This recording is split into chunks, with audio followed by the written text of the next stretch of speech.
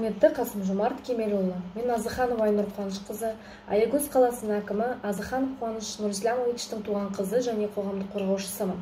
Сізге бейнеүндеу жасау себебім Аягөз аудандық сотының судьяларының шектен шығуы. Қылмыстық процесс басталғалы 7 ай болды. Осы қылмыстық процесс бір жақты айыптау бағытында ғана жүргізілуде. Әкемнің кінәсіздігі құжаттармен толық дәлелденсе де, мүдделі топтар заңсыздыққа жол беруде.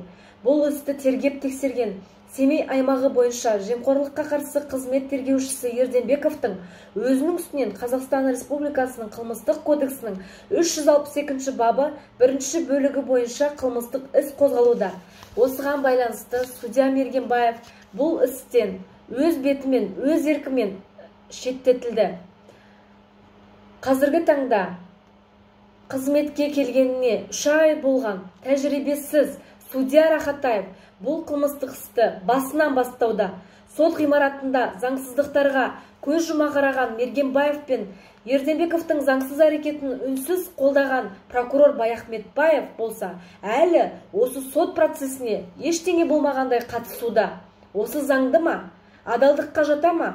Сорақысы әкемді қамауға санкция берген судья Жұмадилова мен судья Рахатаев сотты айыптау бағытында ғана жүргізілуде.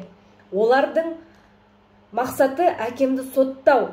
Соңғы кезде Аягөз аудандық қалалық соты халықтың алдында беделден жұрдай болды. Сіз жақында ғана заңсыздыққа жол берген судьялар қызметінен қуылады дегенсіз. Бірақ Аягөз аудандық сотының сіздің сөзіңізге Қазақстан Республикасының заңдарына да көз жұма қарайтынына куә болдық.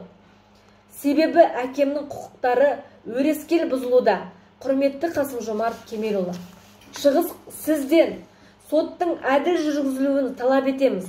Және Шығыс Қазақстан облыстық сотына, Аягөз аудандық сотына шұғыл комиссия жіберіп, мына заңсыздықтарды тоқтатуыңызды сұраймыз.